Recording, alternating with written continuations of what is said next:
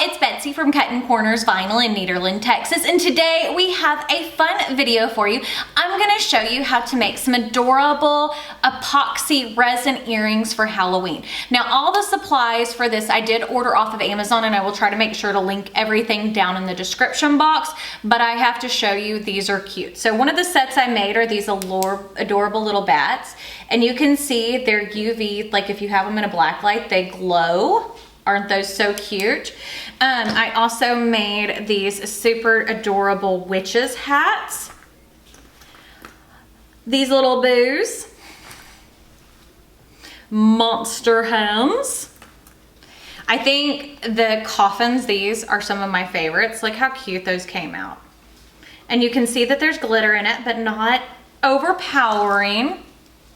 The thing that started it all is I saw someone wearing some neon orange pumpkin earrings, and I was like, I want to make some of those. So I did. Look at those. Aren't those just precious? And then last but certainly not least are the little vampire fangs. So that's the back side of it, and then that's the front. Yep. Hold it where you can see it. Look how cute. Aren't those adorable? So if you want to find out how I made these, make sure to stay tuned. So give me a minute and I'll change the camera angle and show you how to make these. So today we're going to work on making some glitter epoxy earrings. So as you can see, I have my molds laid out. So here is my little scale. It's turned on. And here is the measuring cup so we can measure out the points.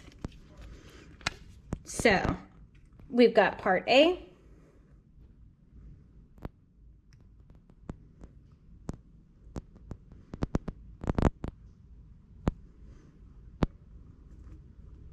okay, so we got 25.7 there, and we want to keep it as even as possible, and if you make a mess, that's okay. Now again, make sure you are following the instructions on your epoxy, like for gloves, all that kind of stuff. Make sure you're following all of that. And also make sure if you're using this on stuff you're going to put food on or drink out of, that you are using a food safe epoxy. Because, you know, I don't think a lot of people realize that there is a little bit of difference. Okay, we're almost there. Almost there. Got to get it as even as possible. Okay, that's 25.7. That's perfect. Okay, so now I have my little silicone measure. And all the tools I did purchase off of Amazon, I will try to link everything below if you are interested, because with all of the restrictions and stuff like that, I do try to stay inside as much as possible. Okay, so there we go.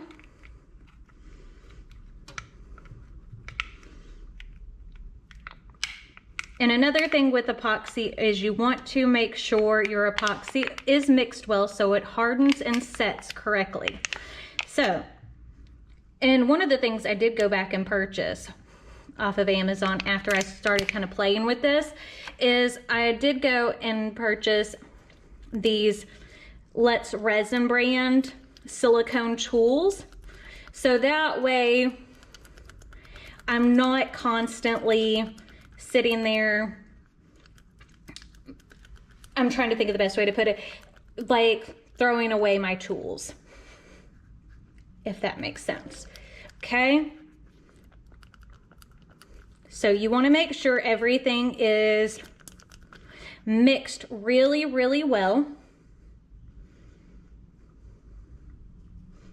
There we go. And part of this is just playing with it, but I have been enjoying just playing with it. Okay, so the first thing I want to do is I want to have like a clear base to the coffin earrings. So I'm going to pour in a resin base for the coffin earrings.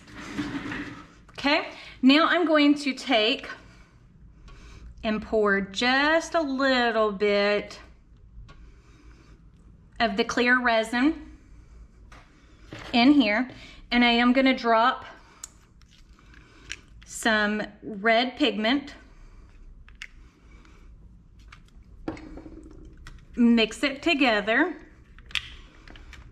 and as you can see, I have one of these little cuticle tools from doing your nails, and I want to kind of play with having this look more like bloody-ish, if that makes sense. And the last time I was playing with it this way, I found out that if you mix it with the resin, it does better. So look how cute these are. So kind of swirl it around and see how it doesn't mix all up completely, but it does have a unique pattern. Okay, now I'm going to take this same cup that already has a little bit of red in it and add a little bit of resin to it. Oop, that I do want to wipe away. I don't want to mix the clear with the red. And if you get your resin on your table, kind of like I just did, or not on your table, on your silicone mat, don't worry about it. Just let it dry and then it comes right off. So I'm going to mix up a little bit more red, and I'm adding in some extra fine red glitter and making sure it's really mixed really well. And we're going to add these, or add this to this mold. Okay, now you do kind of want to let them level themselves out a little bit. It's not super difficult to deal with, but you know, and you also want to make sure that you are getting it in all the little cracks and crevices. And another thing that I have figured out too is if it kind of domes over, you tend to have a little bit better luck with it. It's easier to smooth out. So anyways, there we go.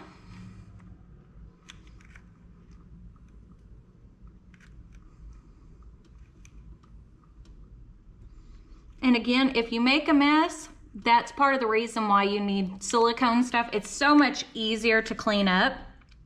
So I am gonna mix just a titchy bit more, not much. A couple of drops of red. And plus, one of the things is while the red is drying in this a little bit, it kind of lets it sit before I add another color, because I am wanting to marble that.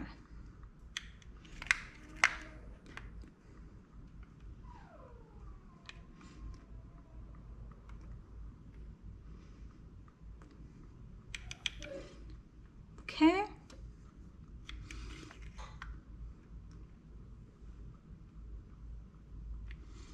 I think that one's looking pretty good. And I am going to take just some of these last little drops of this red with glitter in it and add them just a little bit to our little coffins, because I think it'll give an extra little something. But see, I'm just kind of mixing it in.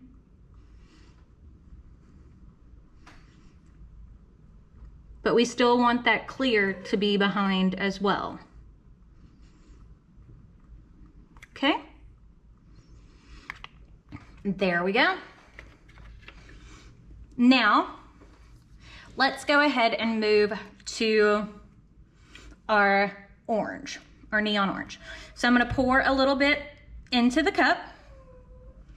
And I will link the pigments down below. The glitters I really can't because these came from like Hobby Lobby's and Michael's. I've bought sets like all the time from different places. So just to kind of let you know. There we go. Now I'm gonna grab another stir stick. Mix that all together. Because I want it to be a neon sparkle pumpkin. I saw someone wearing some earrings that were like clear acrylic like this, but they didn't have glitter for one thing, but they were neon orange, and I was like, I want to make some like that. So I ordered the molds to do pumpkin earrings. And when I did, it came with other stuff, so it's kind of nice. And see how I'm just using my little pick or nail tool to move it into all the parts. Okay. But yeah, I even got little silicone cups like this, so that way, again, I'm not just sitting there wasting popsicle sticks and stuff like that, because, you know, I just don't need to. But you see how I'm just making sure that we're getting all through there. And you kind of got to let it level out. I kind of like to go back and tap it a little bit. I do need to mix up a little bit more orange. Okay. And when you do this method where you mix a little at a time, I find it easier to work with as well, because if you're doing small stuff like this, you don't need a lot. And then if you mix up a bunch of extra that you don't need, and it's like, oh, what do I do with it? This way, you're actually using what you're making. Okay, there we go. Now let's go ahead and finish filling up this pumpkin mold.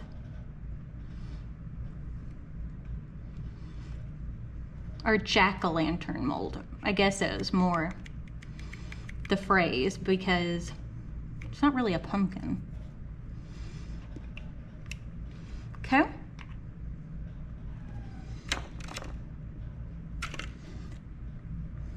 Okay, I think that looks good.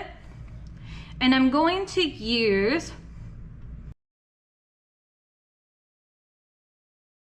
as you can see, our earrings are done, and we're going to show you how to clean them up and to put them on to the earrings themselves. So the coffins are pretty perfect, but as you can see, they just pop out of the silicone mold. So once you do that step, typically you need to sand them down. So I have, this is what, 240 grit. And one of the things I like to do is just kind of go through, sand them down if they need to make sure they're smooth on the back. So this had a little bit of overflow, and with them having those thicker stars, that's kind of what happened. So that's what it should look like after you do your first layer of sanding.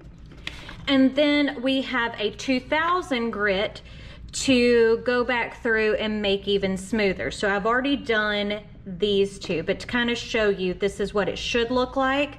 Again, just rub on the sandpaper.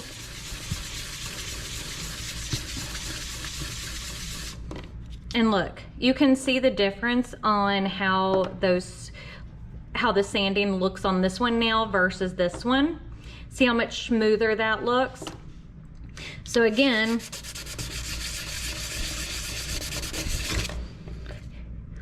that's why these steps are imperative. You don't have to do them, but you can. I just like to make sure that there's no like little pieces to catch on the back. Anything to catch on your ears, or you know. But it really does make a difference. So once you do that, then we're gonna use, this is a fine scratch, or the heavy scratch remover. And I just have a clean little white microfiber towel over here. So what we do after this fine sanding, we take and use the heavy scratch remover, which helps clean it up and makes it look much, much smoother. See, because that's the back side of this. So you can see that those scratches are pretty much gone. So once you do the heavy scratch remover, you'll want to do the fine, which makes it look like this. See how that polishes it to look like glass? So I'll show you on this one more of what it's supposed to do. But you see how that's already, yes, see how that's already smoothing that out? Where did it go? See what I mean? How that doesn't even look like it's been sanded, and see how that one still has that look of being sanded a little bit. So there we go. See how much better that looks? And then finally, we finish off with some plastic polish. So we've got the step one, which is plastic polish and shine. So again, you polish the whole thing. There we go. See how much better that looks? So then it comes out looking like this once it's finished. And I'm gonna show you how to put your jump ring and stuff on so you can have your full completed set of earrings. So I have jump ring pliers. I've had these for years. I used to take and make bracelets. And I will link the kits that I purchased, like the tools kit and stuff like that, so you'll be able to have access to it if you want to. But we're gonna take and run that jump ring that we twisted open through the earring portion, and then through the epoxy portion. Take and bend that back. Kind of clamp over the two to make sure it's good and sealed. And we have our completed set of earrings. Now remember, if you like this video, don't forget to give it a big thumbs up. Don't forget to hit the subscribe button right down below. And if you hit the notification bell icon next to it, that will notify you when I post new videos, which is typically Monday, Wednesday, and Friday. But I guess that's it, so we'll see y'all later. Bye.